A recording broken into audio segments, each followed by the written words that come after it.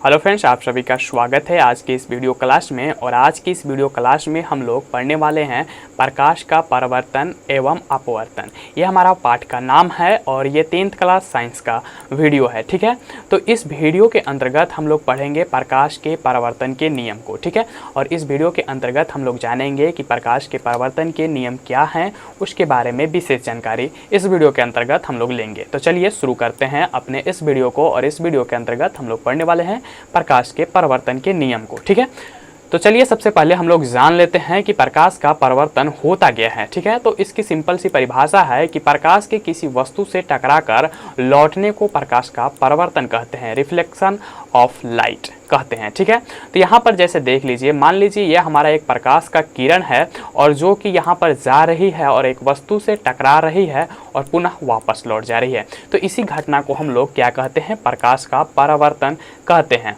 और इसी घटना के कारण हमें किसी भी वस्तु दिखाई देती है। जैसे यहाँ पर देख लीजिए, ये हमारा सूर्य है और सूर्य के प्रकाश की किरणें किसी वस्तु पर पड़ रही है, यानी कि पुस्तक पर पड़ रही है। और पुस्तक से पड़ने के बाद प्रकाश की किरणें परावर्तित होकर हमारे आँख के पास पहुंच रही है और हमें यह वस्तु दिखाई देती है। इसीलिए कहा जाता है कि अंधेरों में वस्तु हमें दिखाई नहीं देती है, जबकि प्रकाश में वस्तु क्यों दिखाई देती है। तो इसका सीधा कारण प्रकाश का परावर्तन है, यानी प्रकाश के परावर्तन के कारण ही अंधेरे में रखी वस्तु हमें दिखाई नहीं देती है, जबकि प्रकाश के अवस्था में यानी प्रकाश की उपस्थिति में हमें दिखाई देने लगती है। तो यहाँ पर हम कह सकते हैं कि किसी भी वस्तु को देखने के लिए पहले प्रकाश उस वस्तु पर जाकर पड़ती है और पड़ने के बाद वह टकराकर वापस हमारे आँखों पर पहुँचती है और हमें वह वस्तु दिखाई देने लगता है। तो चलिए आगे बढ़ते हैं।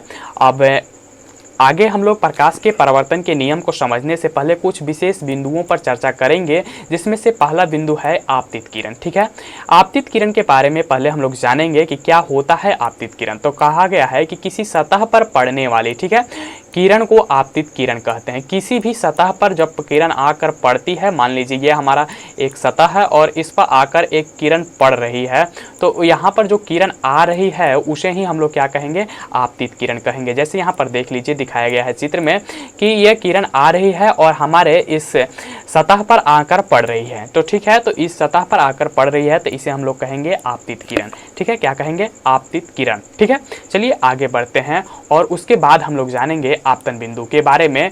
ठीक है, तो सबसे पहले आपतन बिंदु जान लेते हैं कि क्या होता है आपतन बिंदु। आपतन बिंदु जिस बिंदु पर आपतित किरण सतह से टकराती है उसे आपतन बिंदु कहते हैं। ठीक है, तो जिस सतह पर आकर हमारी आपतित किरण, ठीक है, आपतित किरण जिस बिंदु पर आकर टकराती है सतह से, उसी बिंदु को हम लोग क्या कहते हैं, आपतन बिंदु कहते हैं। ठीक है, उसी बिंदु को क्या कहते हैं, आपतन बिंदु कहते हैं। ठीक है, समझ में आया। आपतन बिंदु किसे कहते हैं, जिस पर आपतित किरण जिस सतह के जिस बिंदु पर आपतित किरण आकर टकराती है, यहाँ पर देख लीजिए जो हमारे बिंदु है, इसी बिंदु पर आकर आपतित किरण टकरा रही है, तो इसी बिंदु को हम लोग क्या कहेंगे, आपतन बिंदु कहेंगे। ठीक है, समझ गए। आपतन बिंदु उसे कहेंगे कि जिस बिंदु पर आपतित किरण सतह से टकराती है उसे आपतन बिंदु कहते हैं। चलिए आगे बढ़ते हैं। आगे हम लोग यहाँ पर समझेंगे परावर्तित किरण के बारे में। ठीक है, तो परावर्तित किरण के बारे में पहले समझते हैं। तो यहाँ पर इस तरह से हम लोग कह सकते हैं कि जिस माध्यम में से चलकर, ठीक है, जिस माध्यम में से चलकर आपतित किरण सतह पर आती है, ठीक है, सतह पर आती है और उसी माध्यम में लौट गई किरण को परावर्तित किरण कहते हैं। ठीक है, उसी माध्यम में लौट गई किरण को क्या कहते हैं, परावर्तित किरण कहते हैं। चलिए यहाँ पर भी समझते हैं थोड़ा सा हम लोग। यहाँ पर देखिए, ये हमारा तो आपतित किरण है। ठीक है, आपतित किरण जिस बिंदु पर आकर टकराती है उसे हम लोग क्या कहते हैं, आपतन बिंदु कहते हैं। और जब टकराने के बाद जिस दिशा में यानी जिस माध्यम में जाती है, यानी जिस माध्यम से आपतन किरण आया है, अगर उसी माध्यम में हमारा टकराने वाली किरण भी लौट जाए तो उसे हम लोग क्या कहते हैं, परावर्तित किरण कहते हैं। ठीक है, परावर्तित किरण कहते हैं। चलिए आगे बढ़ते हैं। अब अभिलंब के बारे में जानते हैं। ठीक है, अभिलंब क्या है। ठीक है, किसी समतल सतह के किसी बिंदु पर खींचे हुए लंब को उस बिंदु पर अभिलंब कहते हैं। ठीक है, जैसे मान लीजिए ये हमारा सतह है और इसके किसी भी बिंदु पर यहाँ पर खींच दे या फिर यहाँ पर खींच दे, कहीं पे आप खींच दे तो सीधी खींची गई लंब को खींची हुई लंब को उस बिंदु पर क्या कहते हैं, अभिलंब कहते हैं। यानी कि इस कोण, ये इस रेखा और इस रेखा के बीच हमेशा 90 डिग्री का कोण बनना चाहिए। तो यहाँ पर चलिए इस चित्र में विशेष तरीका से समझते हैं कि ये हमारा आपतित किरण है और उसके बाद ये हमारा ये आपतित किरण हुआ, ये हमारा परावर्तित किरण हुआ और ये आपतन बिंदु हुआ। और आपतन बिंदु पर जो खींचा गया जो लंब है उसी को हम लोग क्या कहते हैं, अभिलंब कहते हैं। ठीक है, यहाँ पर समझने के लिए इस तरह से हम आपको दिखा रहे हैं। ठीक है, तो किसी समतल सतह के किसी बिंदु पर खींचे हुए लंब को उस बिंदु पर अभिलंब कहते हैं। चलिए अब आ गया हमारा आपतन कोण। ठीक है, आपतन कोण किसे कहते हैं, तो यहाँ पर परिभाषा है कि आपतित किरण, ठीक है, आपतित किरण आपतन बिंदु पर खींचे गए अभिलंब से जो कोण बनती है उसे आपतन कोण कहते हैं। ठीक है, देखिए यहाँ पर क्या है, आपतित किरण हमारा ये रहा। ठीक है, आपतित किरण तथा आपतन बिंदु, आपतन बिंदु कहाँ गया, ये है, आपतन बिंदु पर खींचा गया अभिलंब। ठीक है, खींचा गया अभिलंब कौन है, ये है। यानी कि इस कोण के बारे में हमसे बात किया जा रहा है, यानी ये जो हमारा कोण बन रहा है ये इस तरह से इस कोण के बारे में बात किया जा रहा है यहाँ पर कि आपतित किरण आपतन बिंदु पर खींचे गए अभिलंब से जो कोण बनती है उसे आपतन कोण कहते हैं। ठीक है, तो इसी कोण को हम लोग क्या कहते हैं, आपतन कोण कहते हैं। चलिए आगे बढ़ते हैं। अब आगे हमारी अगला बिंदु है परावर्तन कोण। ठीक है, परावर्तन कोण, एंगल ऑफ रिफ्लेक्शन। ठीक है, इसे समझने के लिए पहले हम लोग परिभाषा को देखते हैं ध्यान से।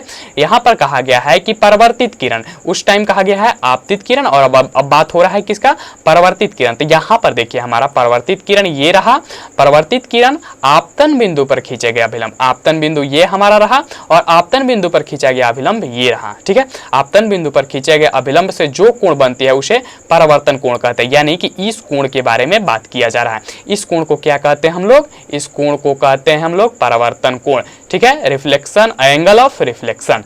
ठीक है, इसे हम लोग क्या कहते हैं, परावर्तन कोण। चलिए अब हम लोग आपतन कोण, परावर्तन कोण के बारे में भी समझ गए, आपतित किरण भी समझ गए, अभिलंब भी समझ गए और परावर्तित किरण और आपतन बिंदु भी समझ गए। तो अब हमारे पास समझने के लिए रह गया प्रकाश के परावर्तन के नियम।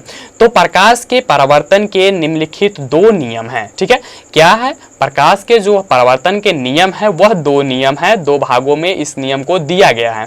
ठीक है, चलिए एक एक भाग को समझते हैं धीरे धीरे आसानी से।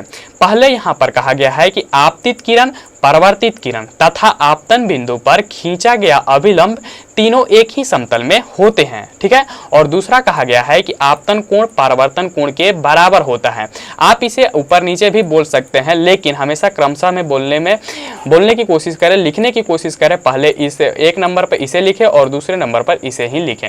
ठीक है, तो यहाँ पर परावर्तन के जो प्रकाश के परावर्तन के दो नियम है, पहला है आपतित किरण, परावर्तित किरण तथा आपतन बिंदु पर खींचा गया अभिलंब तीनों एक ही समतल में होते हैं। ठीक है, और आपतन कोण परावर्तन कोण के बराबर होता है। चलिए अब इसे विशेष तरीका से समझते हैं चित्रों के द्वारा। चलिए यहाँ पर देखिए हम लोग, हमारा पहला परिभाषा यहाँ पर आ गया है कि आपतित किरण, परावर्तित किरण तथा आपतन बिंदु पर खींचा गया अभिलंब तीनों एक ही समतल में होते हैं।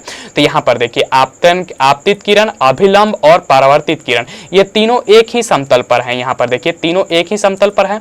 ठीक है, तो ये हमारा पहला नियम सही है कि आपतित किरण, परावर्तित किरण, ठीक है, आपतित किरण यहाँ पर है, परावर्तित किरण यहाँ पर है तथा अभिलंब, ठीक है, तीनों एक ही समतल पर होते हैं। यहाँ पर तीनों एक ही समतल पर हैं।